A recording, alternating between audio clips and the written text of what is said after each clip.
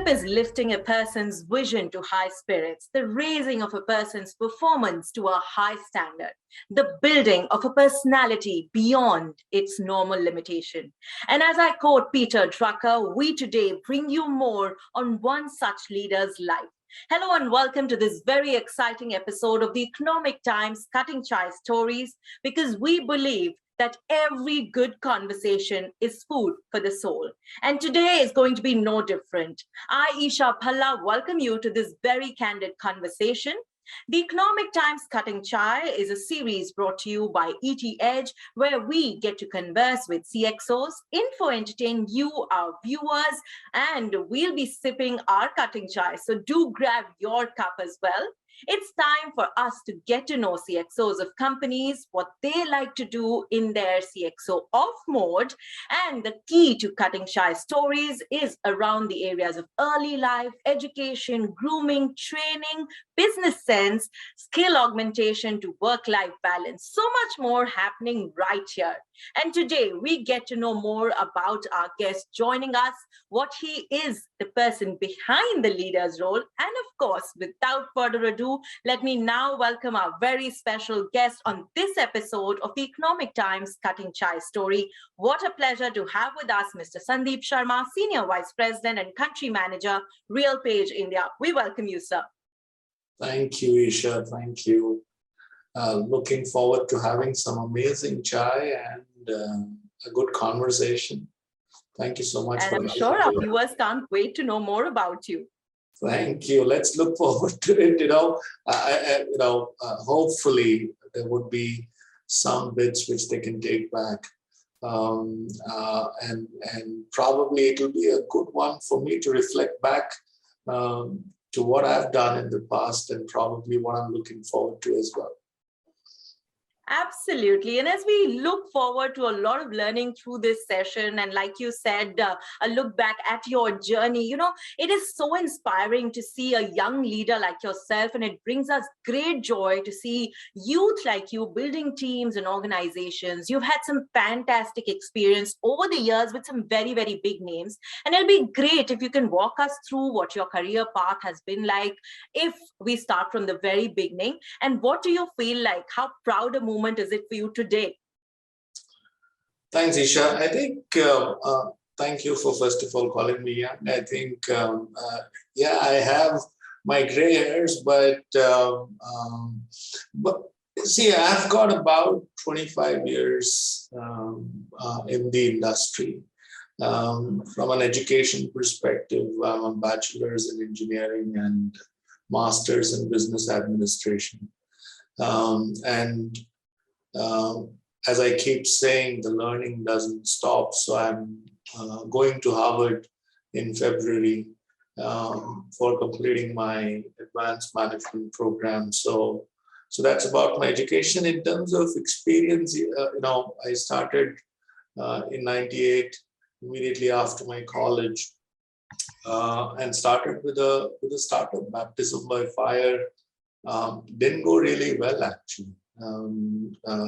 Not that my career didn't go well, but the organization I was working off didn't take off in the true sense of it. So in the first few years, dabbled with startups to product organization to services organization. But predominantly, if you look at the 20 odd years of experience I've spent most of my time in 3 or 4 large organizations. One was a product company called Talisman. The second was IBM, where I worked for almost about 7 years. I worked for NatWest, which is, at that point in time, it was called the Royal Bank of Scotland. And then RealPage since the last 3 years. If you look at the overall experience, from startups to product companies to services organization to large services organization to GCCs now, global capability centers. And in terms of the roles, I started with marketing and then went on to do technical account management, did sales, consulting. including supply chain services for a bit. And here I am running the organization. Um, from the size of the organization, large to medium to startups. And in terms of the portfolio, I've spent a lot of time with three predominant sectors: the automobile sector, the financial services sector, and now the real estate sector. So in some sense, if I encapsulate all of the 25 years of journey,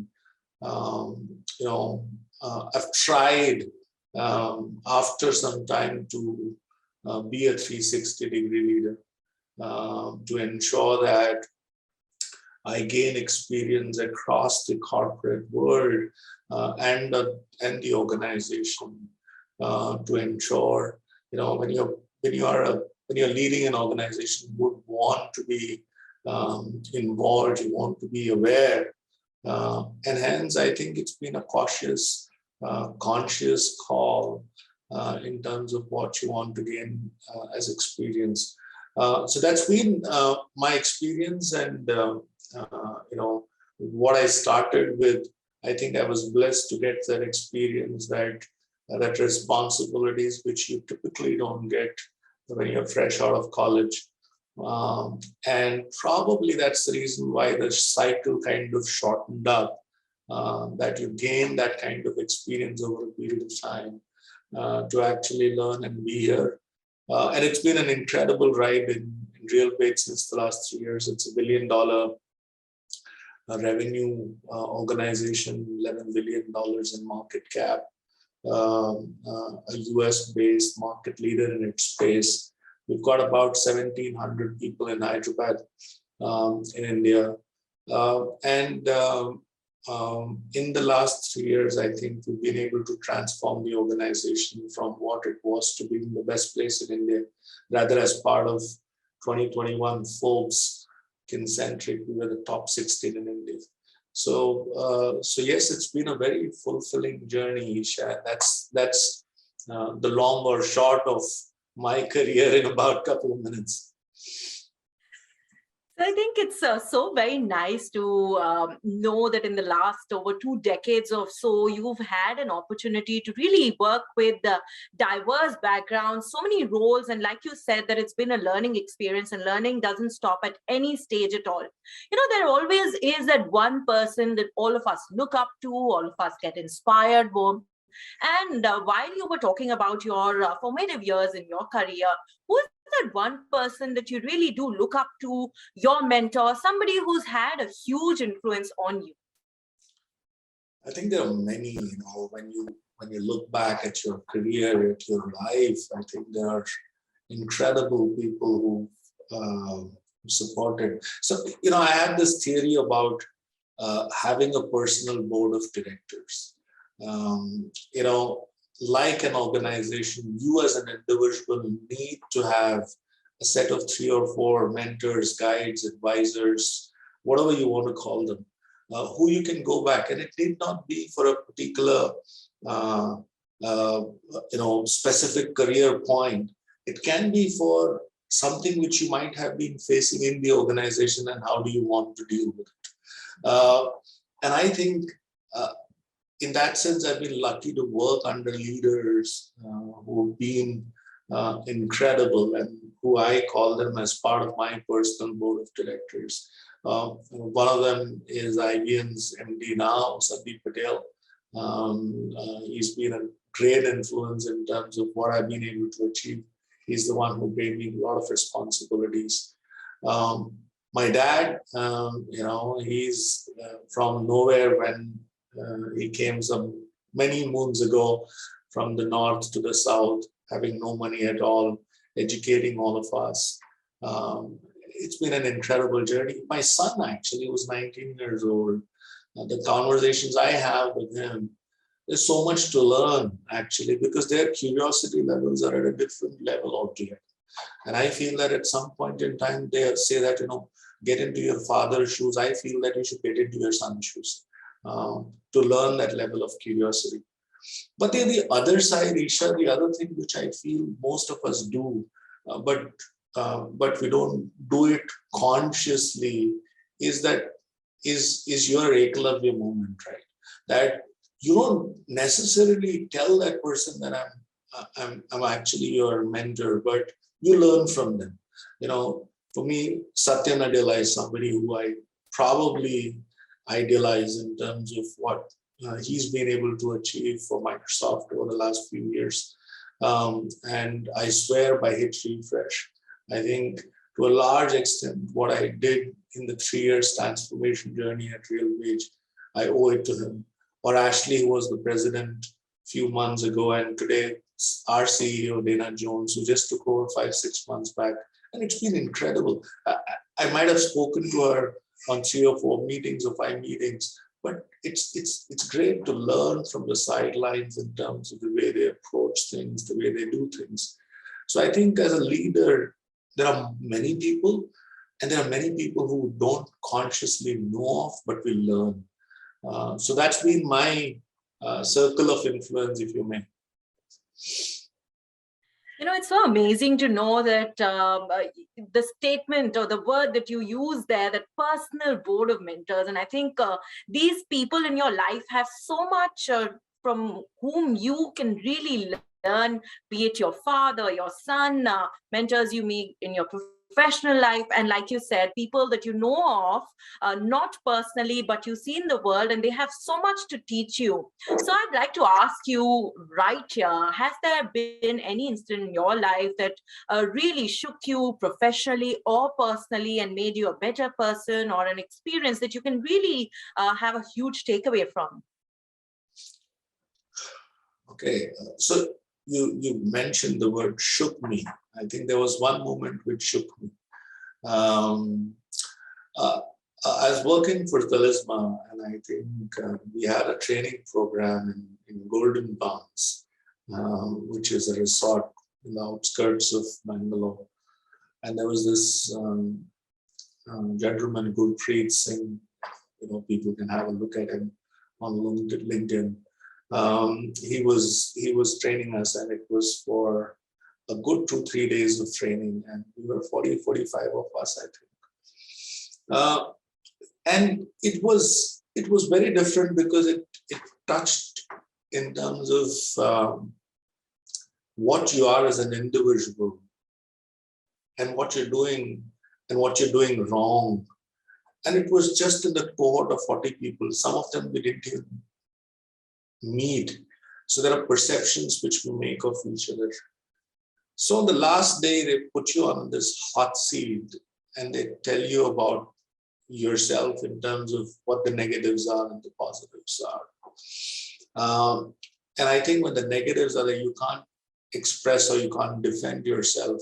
But when the positives are spoken, you actually break down pretty much because the curriculum is such that it's kind of overwhelming. And I feel that I was a very BAU person till then. And to a large extent, the growth trajectory which happened after that, as if somebody just switched on that button, saying, here you go, buddy. And I feel that I've never looked back after that. And I feel these are just moments. One of them had said that you don't take many risks in life. You just take one big risk in your life. After that, it's just it's just experiences. So for me, it was that moment or those 3 or 4 days, I think were career defining moments.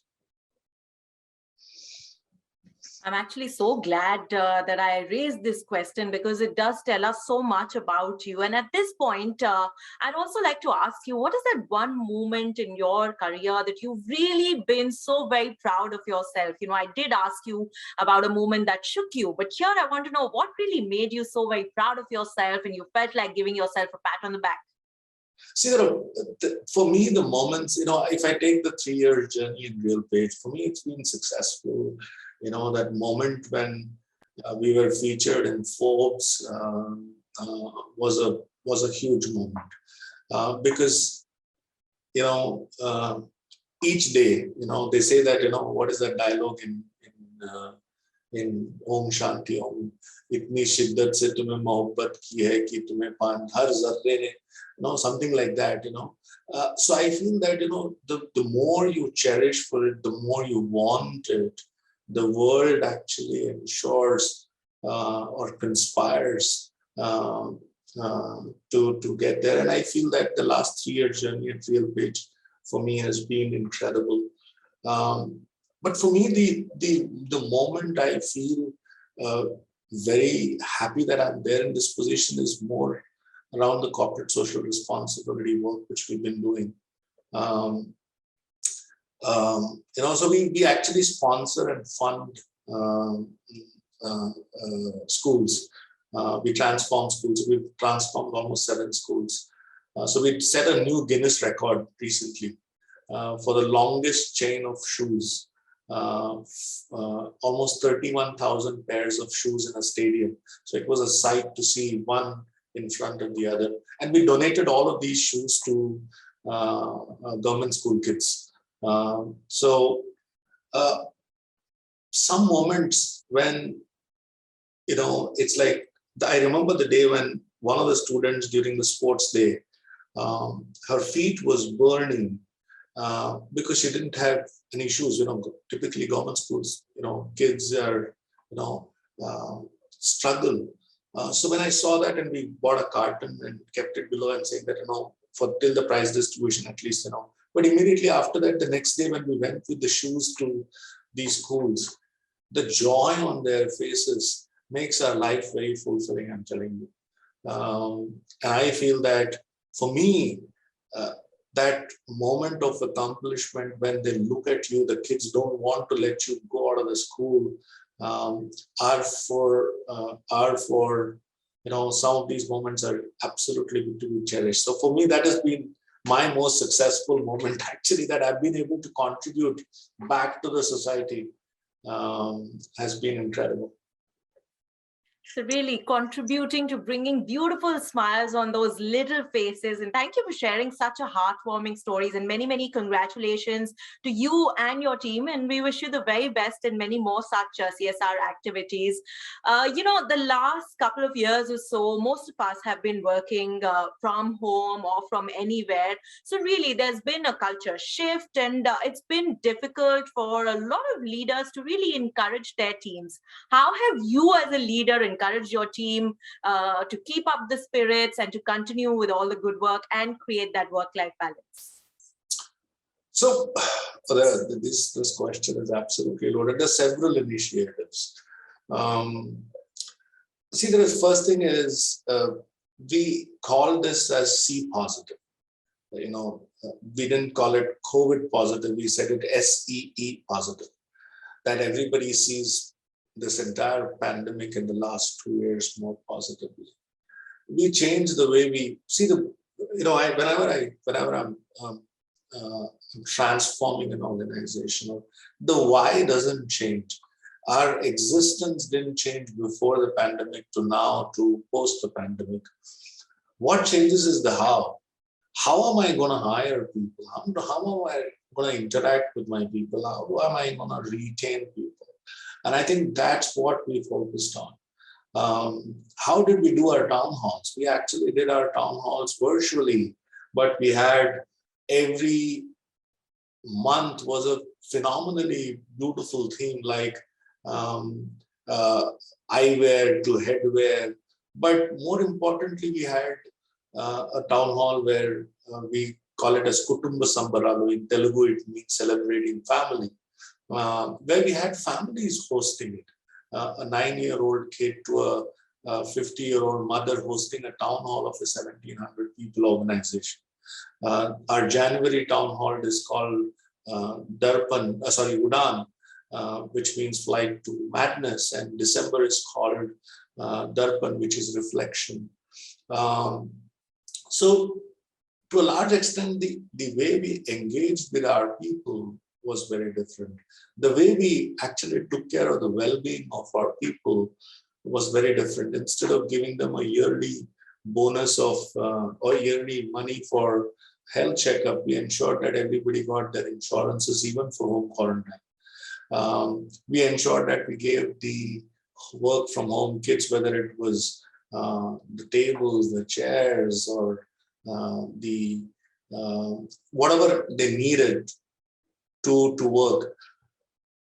And when we've started to bring back people, we are also communicating with that heart itself, saying that, guys, we don't have to necessarily come, but I'll have to come for the chai wala and the dabba wala and the cab wala, because I think there is an economy which is dependent on us.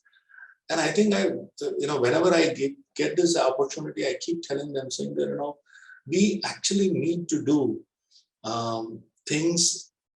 We need to continue to work from offices, not because there is a huge real estate we are spending money on, but I think we owe it to the people outside.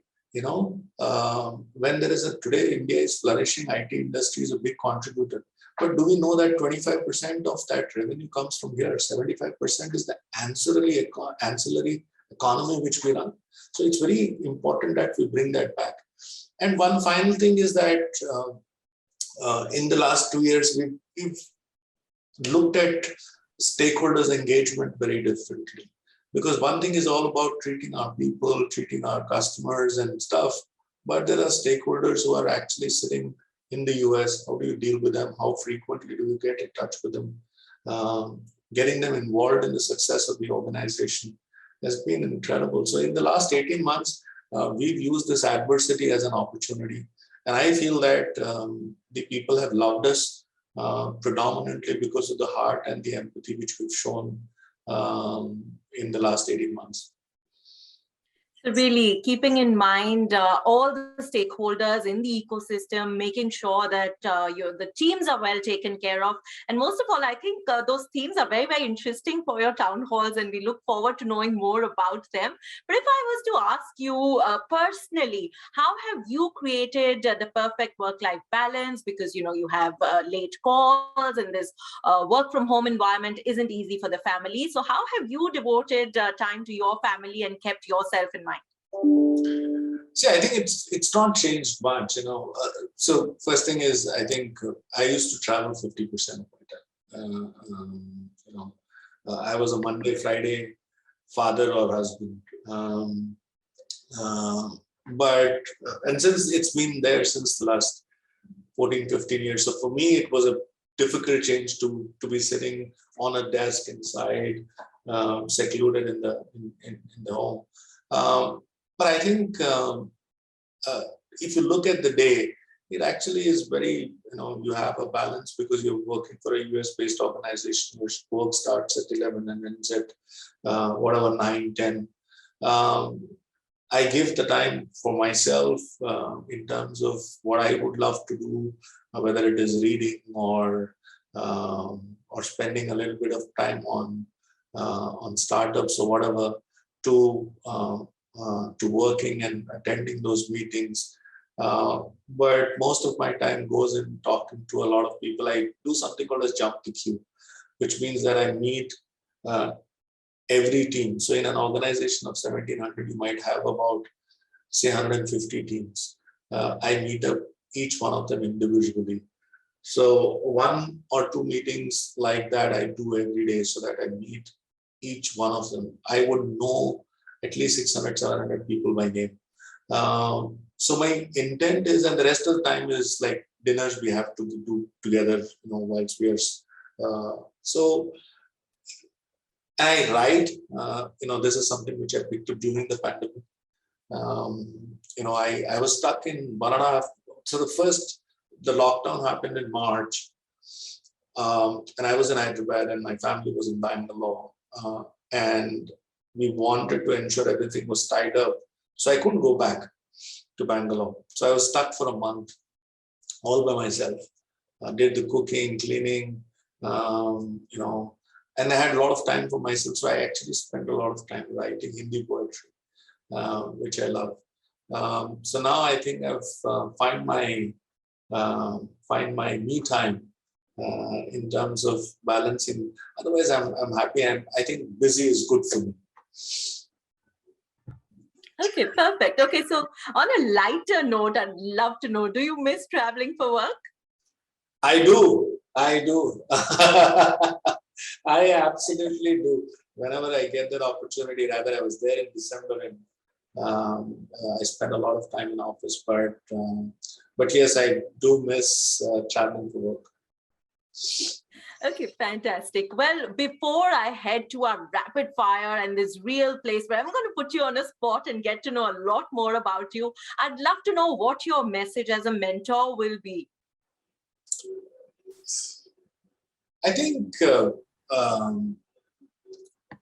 are a few things which I keep telling everybody. One is I think I've told um, what got you here will not get you there. I think keep learning,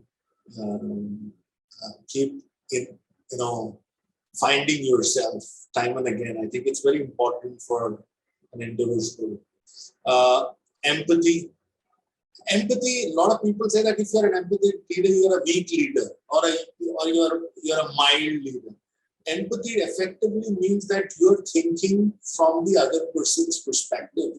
And it's extremely important to understand that when I'm speaking to a stakeholder or customer or an employee, it's extremely important. So be empathetic. Take risks in life. Nothing comes by, it's very easy to sit on the seashore and say that, oh, the waves are big, the waves are nice. When you go to Goa, you just want to, feel the water and come back. No, you want to go into the waves, feel the waves. So it's very important that people are taking calculated risks and believe in collective intelligence. Nobody knows the answers for everything, but an Isha or an Alisha put together knows the answer for most of the questions. So I think believe in that collective intelligence and always, always, always say thank you and show that gratitude. I think it's extremely important for recognizing, and recognizing is just saying thank you. Some absolutely fantastic points there from you, and I'm sure our viewers have had some absolutely great takeaways there. So let's get into to our rapid fire, and we'd love to know you. Quick answers. Okay, are you a thinker or a doer?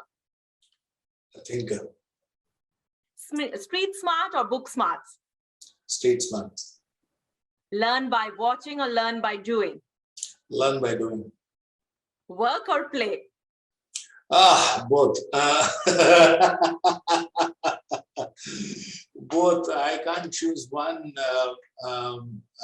Yes, work takes precedence, but I feel that it's important to have the balance between work and play. Absolutely. Okay, this one's going to be tricky. Hyderabad or Bangalore? Bangalore. Active on social media or hardly present? Active, very active on social media, and I feel that a lot of people are these snoopers and not active, but they are actually, if you look at their probably data point, they'll be spending more time on social media than they're not. And I encourage every leader to be on social media. I'm not saying that you need to be there with your entire life, but be active on social media. It's important to put your perspective and get some feedback on it. So I think if social media is used rightly, I think you should. And I'm very, very active as a leader on social media. Okay, fantastic. Okay, would you go for your dream job or win a lottery? Dream job. Sweet or salty, your preference? So I started with a lot of salt, and nowadays I like sweet. So I would choose sweet rather than salt. And finally, piping hot masala cutting chai or lightly brewed chai? Piping hot masala cutting chai from a vendor, on the road, who sees you and says, let me make some fresh tea for you. Oh, fantastic. I think it has been such a pleasure talking to you, getting to know you, and let us toast to that fantastic piping hot masala chai from the vendor, keeping in mind the entire ecosystem. It has been such a great moment for me to get to know you, and our Cutting Chai Stories episode today has been full of these fun, light moments with you. And along with that, I'm sure our viewers have had some great points, learning points, and keeping sure that they have this great engagement with you. So thank you so very much, Mr. Sharma, for joining us. And I must tell all our viewers that our guests in the Economic Times Cutting Chai Stories will continue to engage you as a viewer. You can relate with them, engage with them, because we bring to you the best part about getting to know the real person behind the CXOs. Thank you so very much for joining us, and do keep in tune with our next shows. Thank you.